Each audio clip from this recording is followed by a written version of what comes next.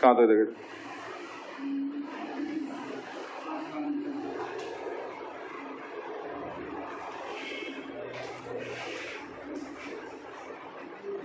Balance electron हो गया था।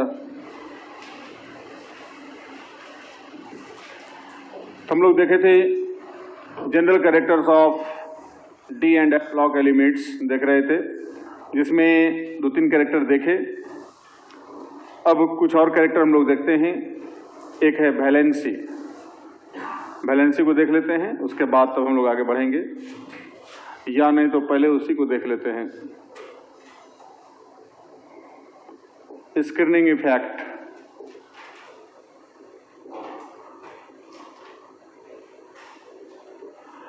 एंड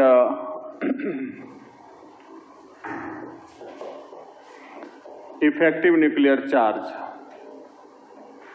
11th में देखे थे इसको। पर्दा का प्रभाव तथा प्रभावकारी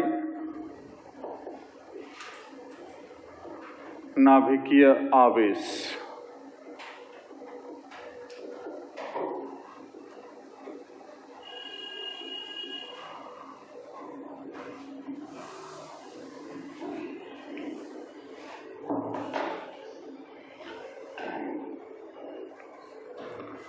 तो 11th में चर्चा कर चुके थे, खाली बस यहां पर उसको रिवाइज के तौर पर कर लेते हैं।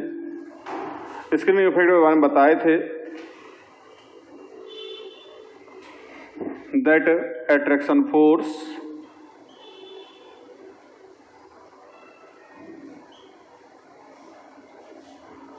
which is applied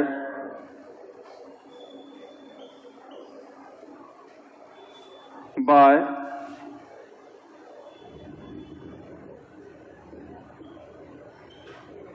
nuclear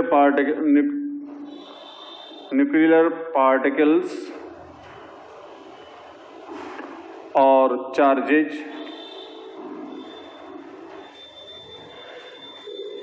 on all electrons except last electron.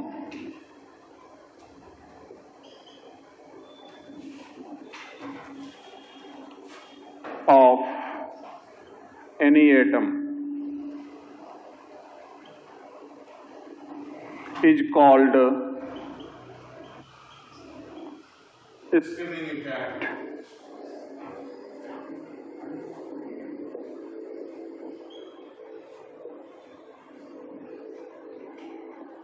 Whereas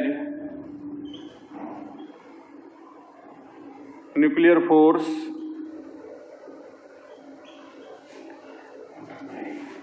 applied on last electron of any atom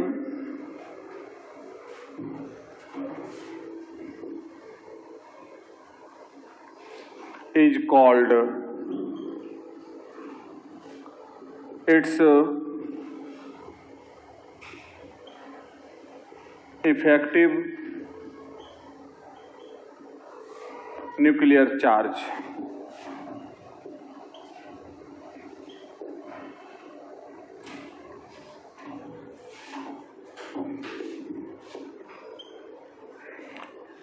किसी परमाणु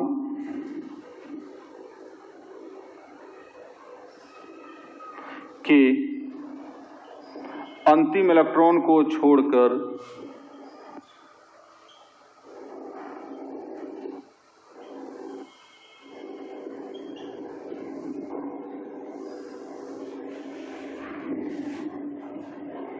शेष सभी इलेक्ट्रॉन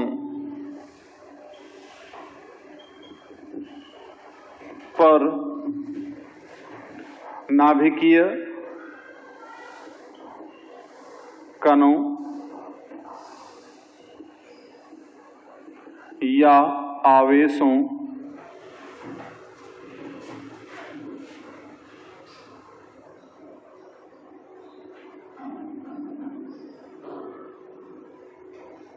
के द्वारा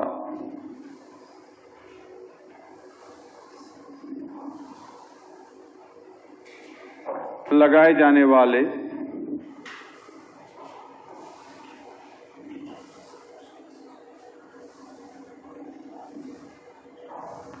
आकर्षण बल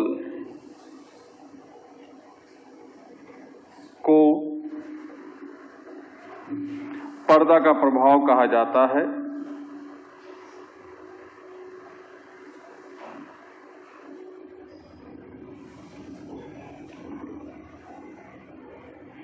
जबकि अंतिम इलेक्ट्रॉन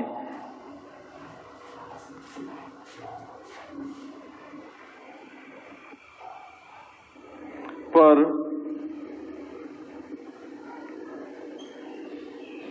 लगाए जाने वाले नाभिकीय आकर्षण बल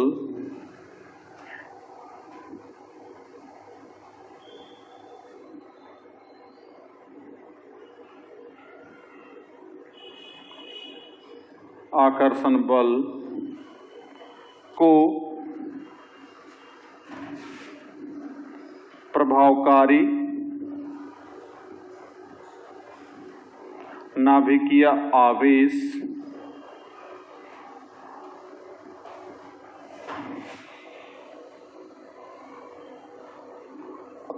कहा जाता है।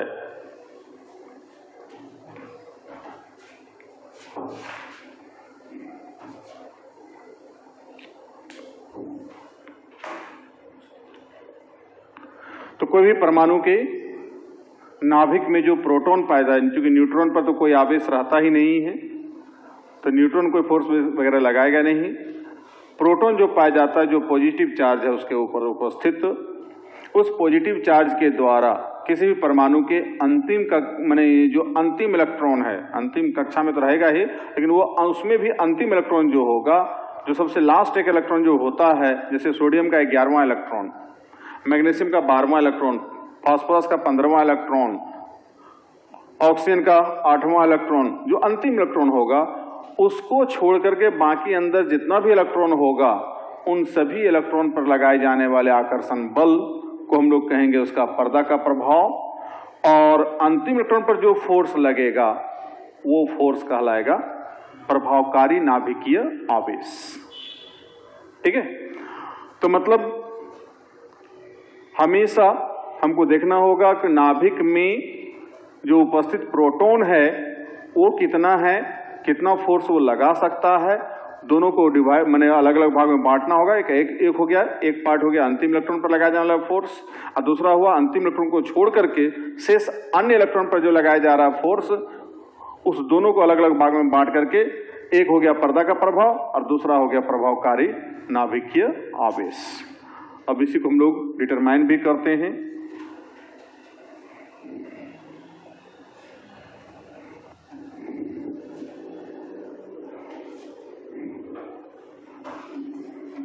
जो पीरियोडिक टेबल देखे थे तो वहां पर इसका परिभाषा भी देखे थे, सब कुछ बताए थे, एग्जाम्पल भी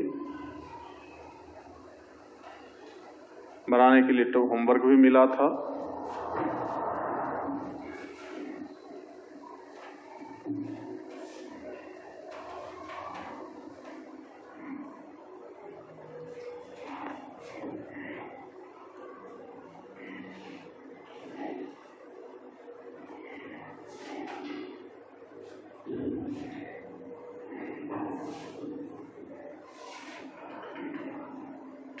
फिर आ रहा है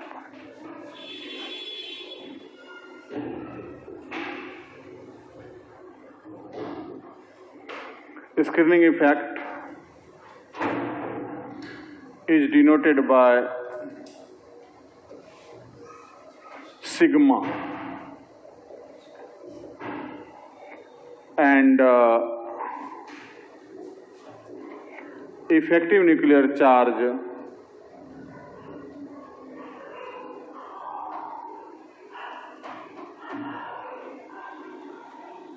ENC.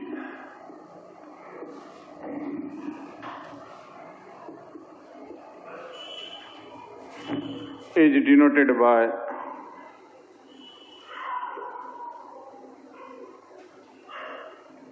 जेड स्टार और जेड इफेक्टिव, जेड इफ।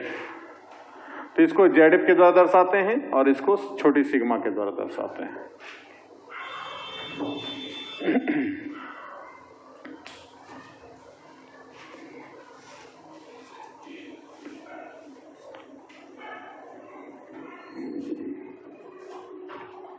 हो गया?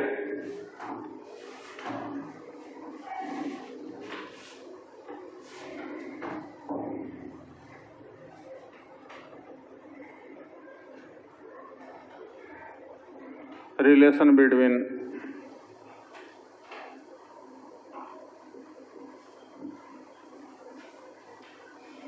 Sigma and Z star.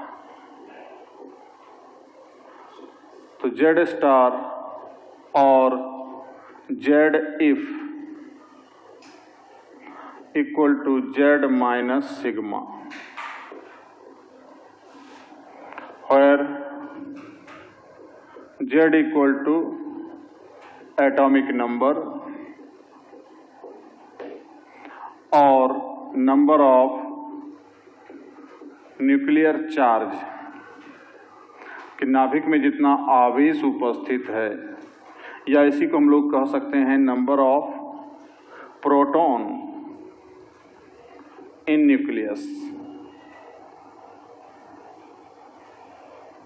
कि नाभिक में प्रोटॉन की संख्या जितनी होगी वही न्यूक्लियर चार्ज की संख्या होगी, और उसी को हम लोग एटॉमिक नंबर बोलते हैं। तो ये रिलेशन के द्वारा जाके हमको यहाँ पर कि टोटल आवेश ये लगेगा। अब उसमें से सिग्मा कुछ अपना आएगा वैल्यू, उस वैल्यू के यहाँ पर माइनस करेंगे तो अपने आप हमको जेड स्टार मालूम हो जाएगा। मतलब किसी भी परमाणु में अंतिम इलेक्ट्रॉन पर कितना फोर्स लग रहा है, वो फोर्स हमको ये पता करना होगा पहले कि अंदर जो स्थित और इलेक्ट्रॉन है उस पर कितना फोर्स लग रहा है। वो फोर्स यदि हमको मालूम हो गया तो उसके एटॉमिक नंबर में माइनस कर देंगे तो हमको इस आराम से इसका मान डिटरमाइन कर सकते हैं। अब इसी के लिए वहां पर रूल बताए थे, याद होगा, rules for determining of screening effect.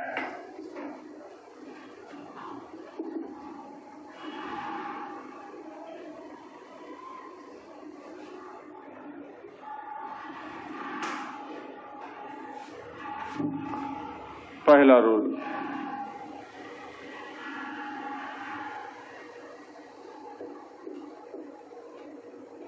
Value of sigma of all electrons of last orbit except last electron becomes equal to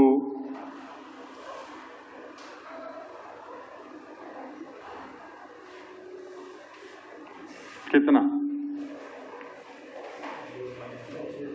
0.35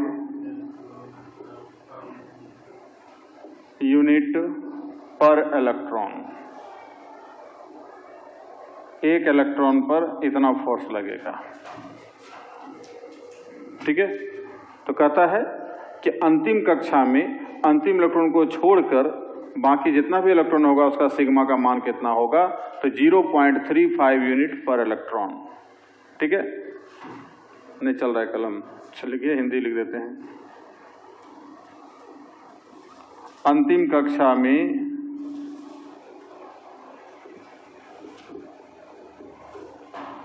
अंतिम इलेक्ट्रॉन को छोड़कर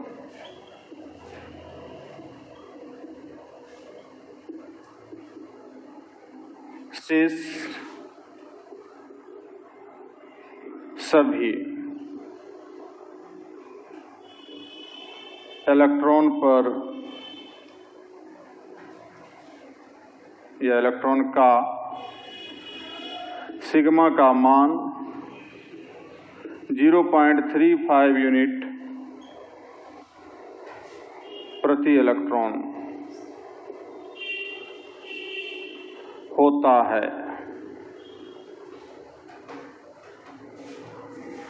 ठीक,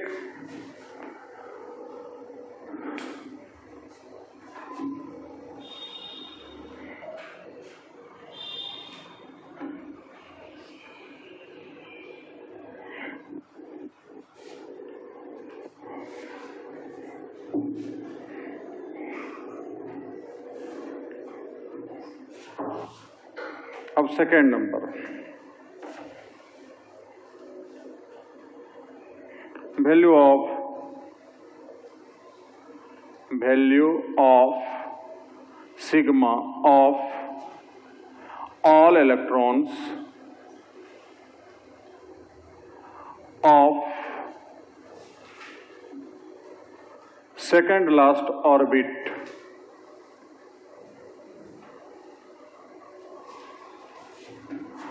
of any atom becomes equal to 0.85 unit per electron। बाहर से दूसरी कक्षा में सभी इलेक्ट्रॉन का सिग्मा का मान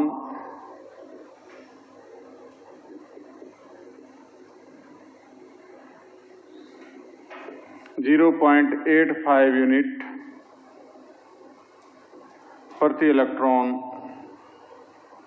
होता है। और तीसरा,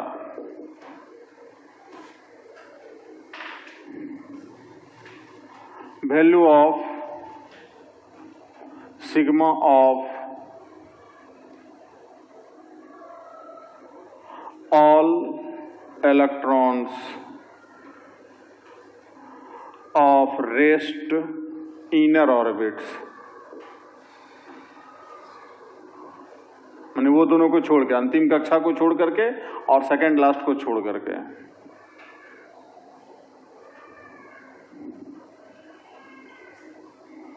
becomes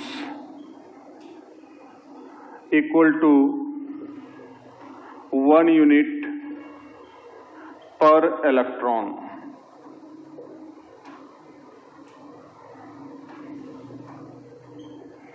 किसी परमाणु के शेष अन्य कक्षा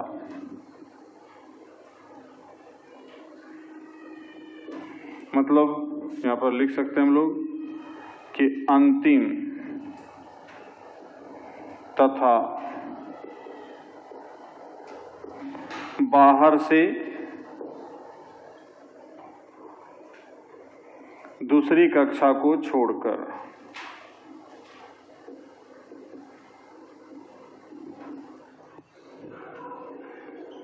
के ब्रैकेट के बाद के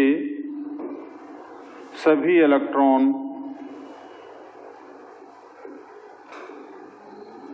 का सिग्मा का मान 1 यूनिट प्रति इलेक्ट्रॉन होता है।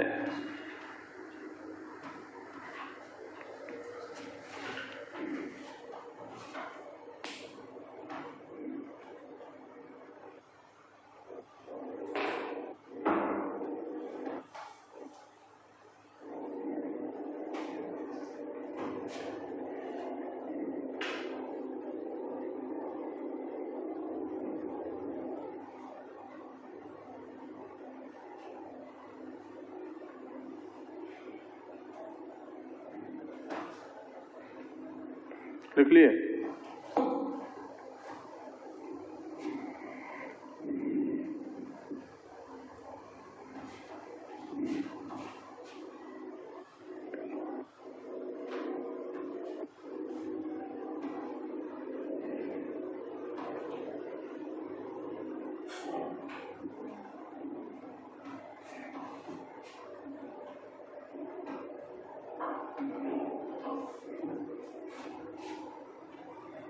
तो ये तीनों नियम को मिला करके सिग्मा का मान निकाल लेते हैं और उसको वहाँ पर पुट करेंगे तो अपने आप किसी भी एटम का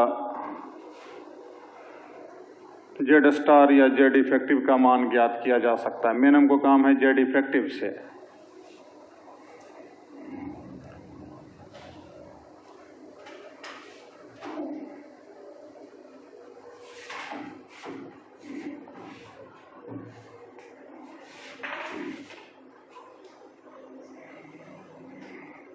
जैसे एग्जाम्पल देखते हैं, लिए एग्जाम्पल है अभी 26।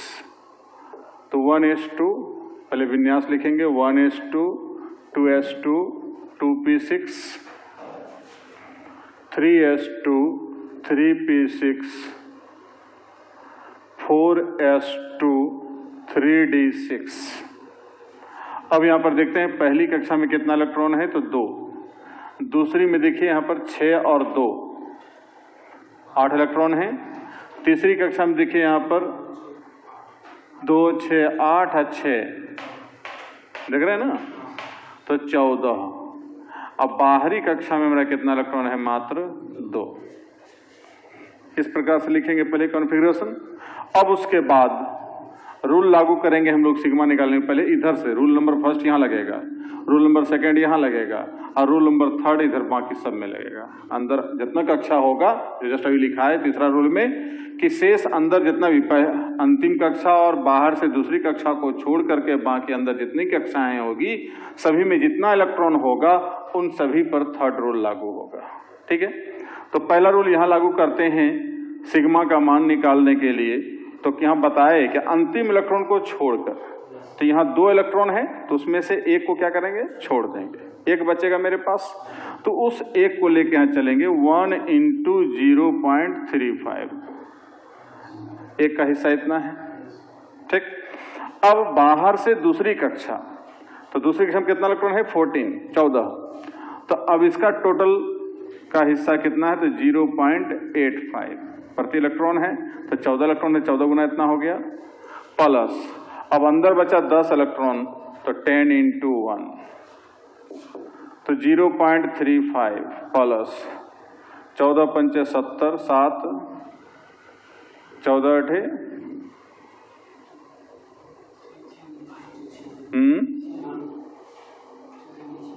14 × 8 = 96। क्या बात, क्या मैथमेटिक्स है।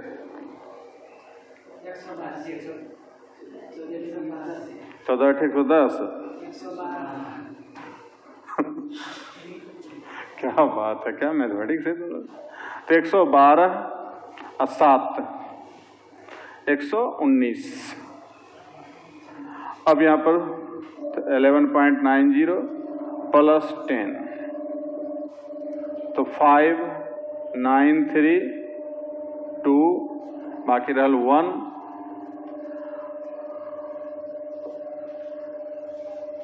और 1, 1, 2, तो 22.25 यूनिट सिग्मा का मान हुआ। इसलिए जेड इफेक्टिव का मान निकालना हो तो जेड माइनस सिग्मा, तो जेड कितना है, परमाणु संख्या 26 है, तो 26 माइनस 22.25, तो आ गया 3.75 यूनिट। ठीक, इसी प्रकार से दूसरा एग्जांपल लें।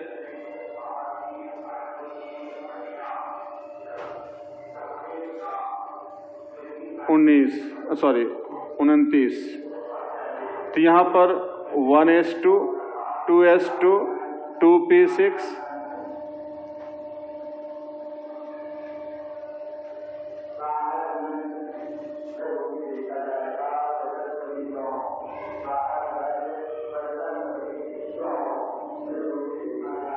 (3d10) पहली कक्षा में 2 इलेक्ट्रॉन, दूसरी में 8, तीसरी में देखिए कितना है यहाँ पर, तो 6, 2, 8 और 10, 18, और चौथी में 1। ठीक है, अब यहाँ पर सिग्मा निकालेंगे तो यहाँ अंतिम इलेक्ट्रॉन है, उसको छोड़ के बाकी कितना बचा, तो 0। तो 0 गुना 0.35 प्लस 18 गुना 0.85 प्लस 2 8 10, तो 10 गुना 1, तो 0.35 प्लस 15.30 प्लस 10, तो 25.65 यूनिट। ठीक है, अब निकालना है जेड इफेक्टिव का मान या जेड स्टार जिसको बोलते हैं।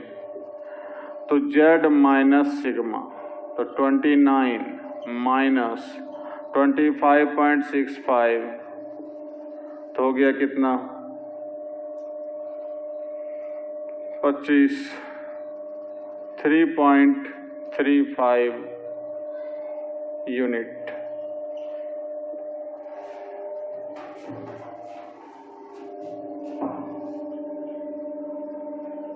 ओ सॉरी, यहाँ 0 हो जाएगा ना, तो यहाँ पर हो जाएगा 25.30, तो ये हो गया 3.70। सस्पिशन लग रहा था।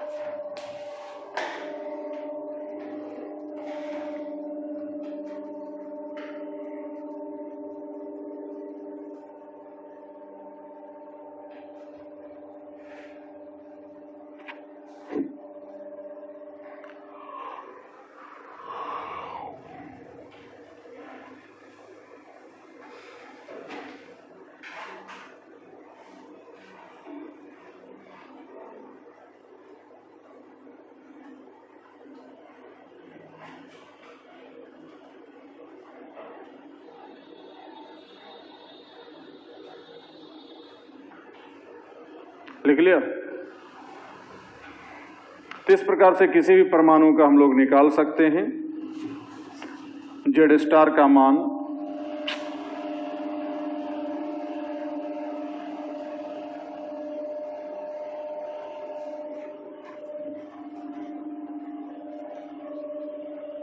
ये बहुत जगह काम देगा हमको आगे।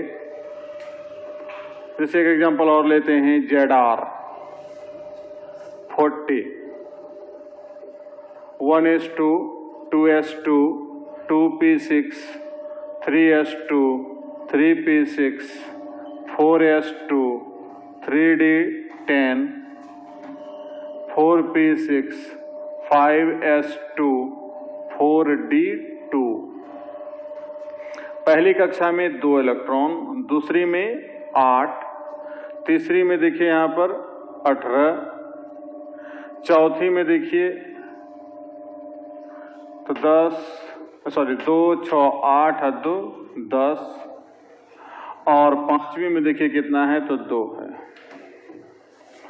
अब यहाँ पर सिग्मा पहले निकालेंगे, तो अंतिम कक्षा यहाँ से पहला रूल लागू करेंगे। तो यहाँ 2 इलेक्ट्रॉन है, तो उसमें से एक अंतिम इलेक्ट्रॉन होगा, तो बाकी एक बचा, तो 1 × 0.35 प्लस यहाँ 10 है, तो 10 ×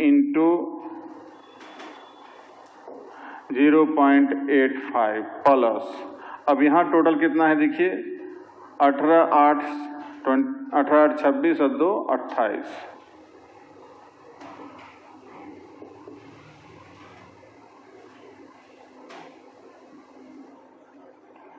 तो 0.35 प्लस 8.50 प्लस 28 जोड़ेंगे तो 5 8 28 और 8 36,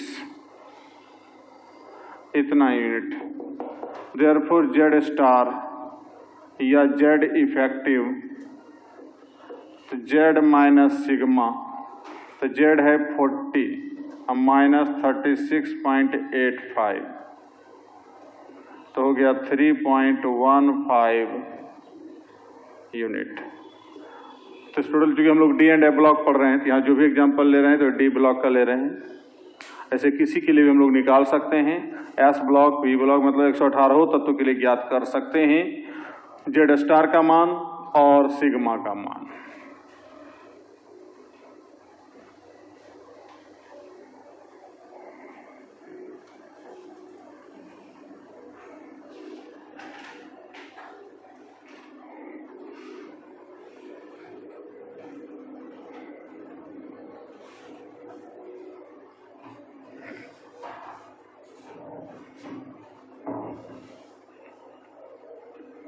जल्दी लिखिए।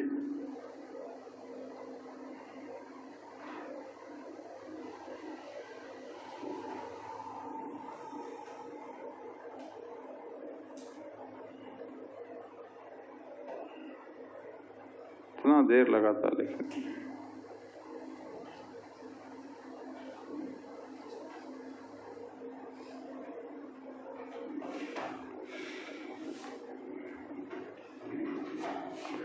हम लोग वहां पीरियोडिक टेबल में ये भी देखे थे, दो कंक्लूजन निकाले थे, उस कंक्लूजन को यहां पर लेके चलेंगे।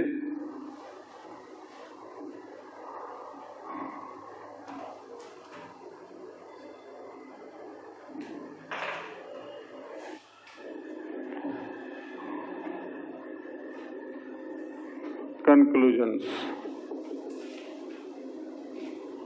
क्या निष्कर्ष निकला? तो पहला निष्कर्ष वहां बोले थे, in any value of Z star और Z effective of elements sometimes increases or remains constant।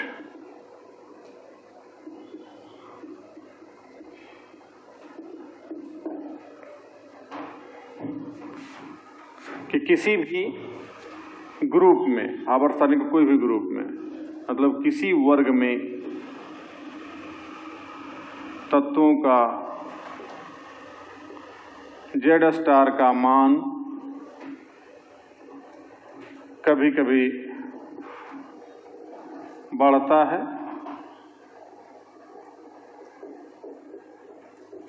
तथा कभी कभी अस्थिर रहता है। पहला कंक्लूजन जो वहां दिखलाए थे पीरियोडिक टेबल में, वही चीज यहां भी लागू होगा।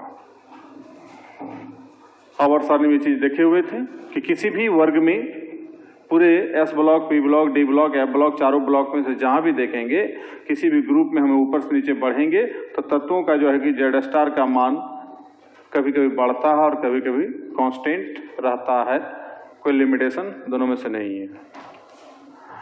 दूसरा यहां पर हो गया, in any transition series,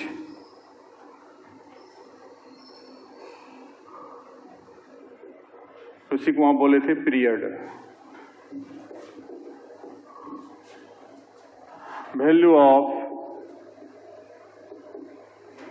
Z star of elements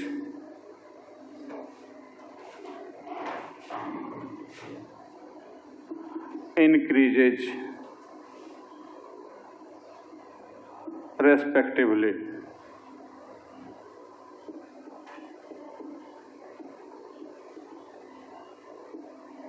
by 0.15 unit.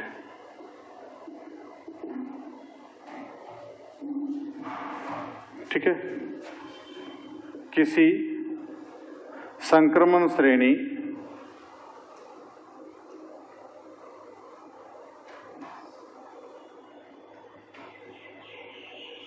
या आवर्त कही है में तत्वों का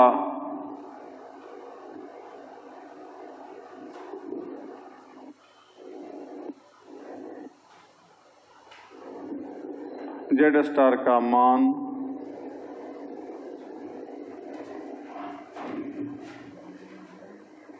.15 यूनिट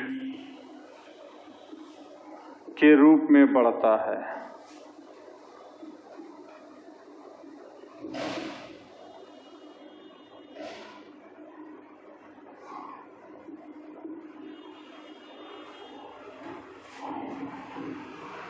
तो किसी भी संक्रमण श्रेणी बोले तो संक्रमण श्रेणी बोलेंगे मतलब डी ब्लॉक, ये डी ब्लॉक में लागू होगा कि डी ब्लॉक में जो तत्वों का जेड स्टार का मान है वो कितना बढ़ता है, तो 0.15 यूनिट। वही जब बोले थे वहां पर एस ब्लॉक और पी ब्लॉक की जब बारी आएगी तो वहां पर जो आवर्त होगा तो वहां प्रत्येक आवर्त में उसका जो जेड स्टार का जो मान है वो बढ़ता तो वहां भी है, लेकिन 0.65 यूनिट के हिसाब से बढ़ते जाता है।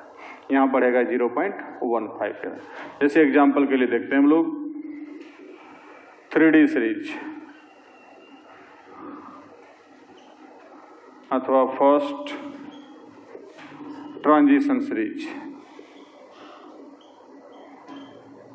तो फर्स्ट ट्रांजिशन सीरीज या 3D सीरीज में जो एलिमेंट्स है scandium, titanium, vanadium, chromium, manganese, Fe, cobalt, nickel, copper, Zn। Atomic number 21, 22, 23, 24, 25, 26, 27, 28, 29, 30।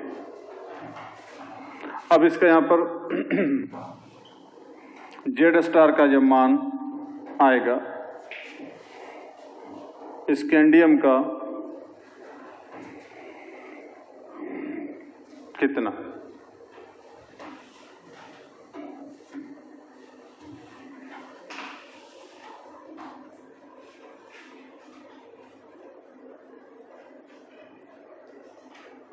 पता नहीं, कुछ भी याद नहीं है।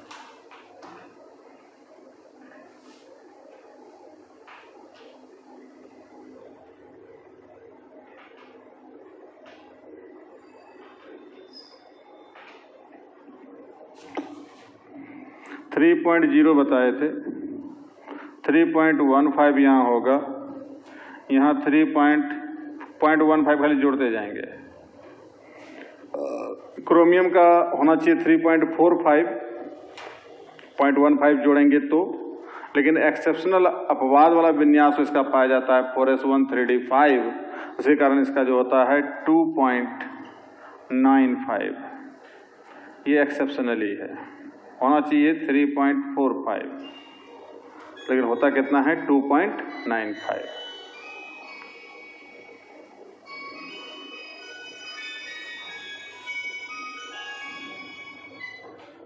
हेलो, हाँ बोलिए। उर्दू बाजार में इमरजेंसी देखना पड़ेगा, क्या हुआ?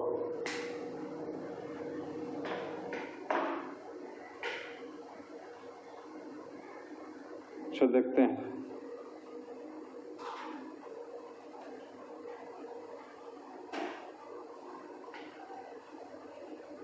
ठीक है, देखते हैं।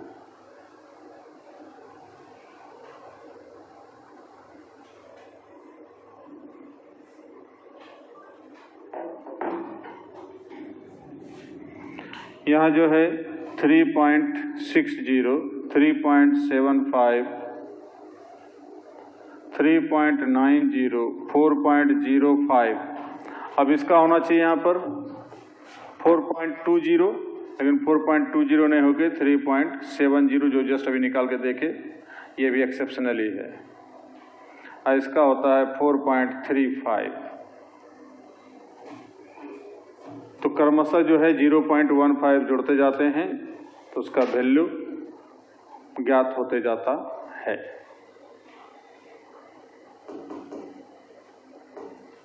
कितना वो देख लो, 40 मिनट। हो गया?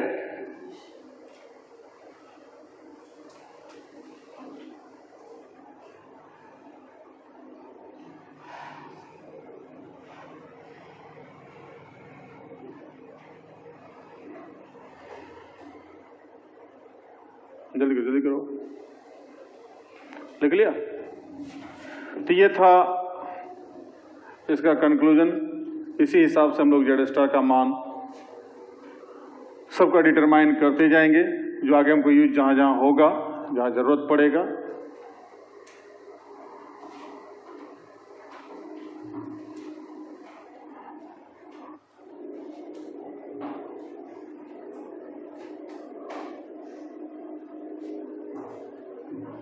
जब ऑनर्स में जाएंगे तो यही टॉपिक में पढ़ना पड़ता है। इफेक्टिव न्यूक्लियर चार्ज सब्सिडरी में भी पढ़ना पड़ता है, स्लेटर्स रूल के नाम से। जो रूल 3 लिखा है वो रूल कौन सा है? Slater's rule.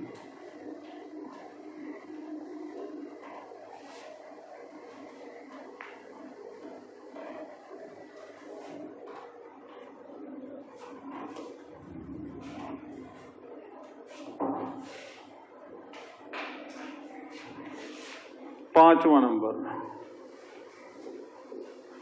अब हम लोग देखते हैं वैलेंसी।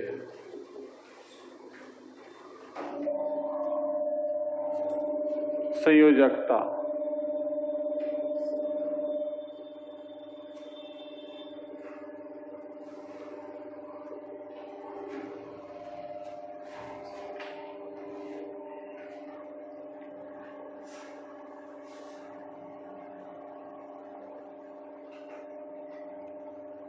हो गया? तो संयोजकता किसको कहते हैं? तो परिभाषा अगर के फिर यहाँ पर हमको एक लाइन देखना पड़ेगा, क्योंकि यहाँ पर जो भी टॉपिक बोले थे कि परिभाषा को साथ में लेकर चलेंगे। तो किसी भी तत्व का जो संयोजकता होता है उसके संयोजी इलेक्ट्रॉन पर निर्भर करता है। संयोजी इलेक्ट्रॉन उसके पास कितना है, अब उस इलेक्ट्रॉन के आधार पर वो कितना को त्याग करेगा, कितना ग्रहण करेगा या कितना साझा करेगा, ताकि अपने निकटतम इनर्ट गैस के तरह स्टेबल कॉन्फ़िगरेशन अंतिम कक्षा में पुरा ले, जिसको हम लोग बोलते हैं ऑक्टेट या अष्टक। तो अस्थायी विन्यास प्राप्त करने के लिए जितने इलेक्ट्रॉन का त्याग या ग्रहण या साझा किया जाता है किसी भी परमाणु के द्वारा, उस संख्या को हम लोग क्या कहते हैं? उसका संयोजकता या वैलेंसी। तो हम लोग कह सकते हैं कि that number of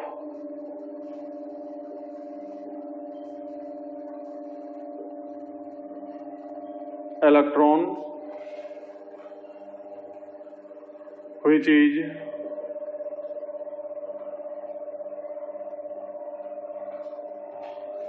released or accepted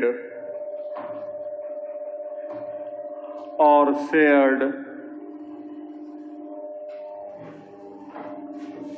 by any atom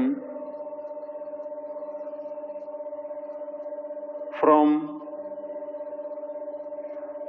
for a stable configuration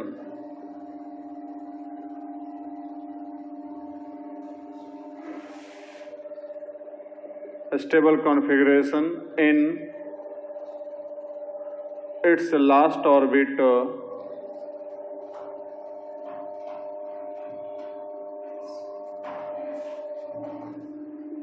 during formation of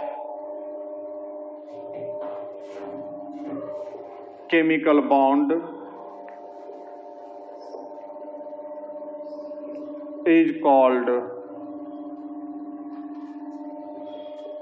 its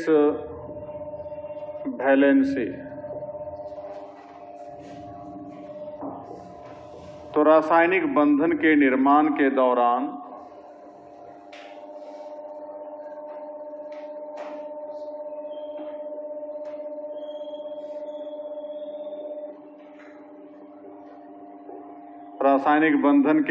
के दौरान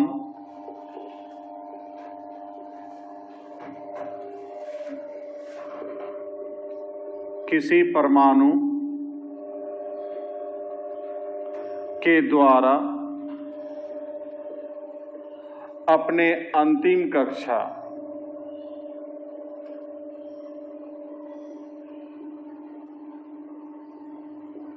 में अस्थायी विन्यास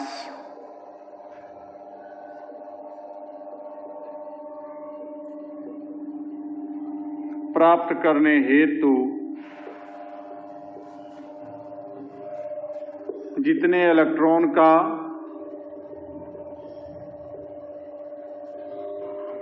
त्याग या ग्रहण या साझा किए जाते हैं,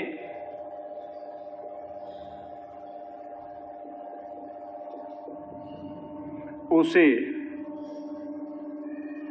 उस परमाणु का संयोजकता कहा जाता है।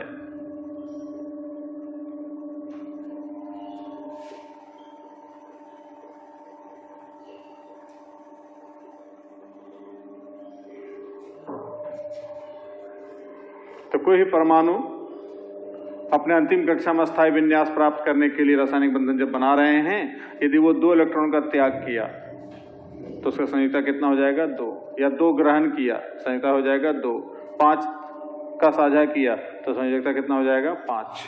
तो जितना का त्याग या जितना का ग्रहण या जितना का साझेदारी करेगा इलेक्ट्रॉन का, वही संख्या क्या कहलाएगा, उसका वैलेंसी।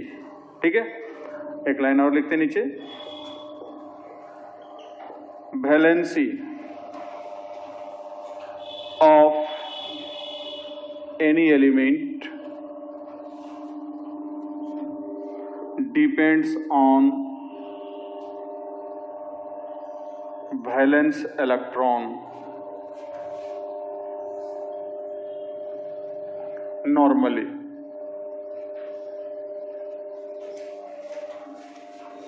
सामान्यतः किसी तत्व का संयोजकता उसके या इसके संयोजी इलेक्ट्रॉन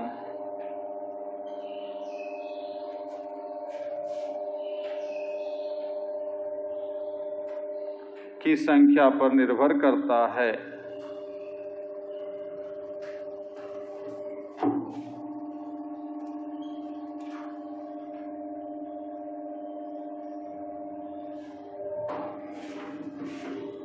ठीक, इसको यहीं तक रहने दें, अभी और चल लगेगा थोड़ा सा टाइम इसमें, अगले क्लास में देखते हैं इसको बैलेंस को।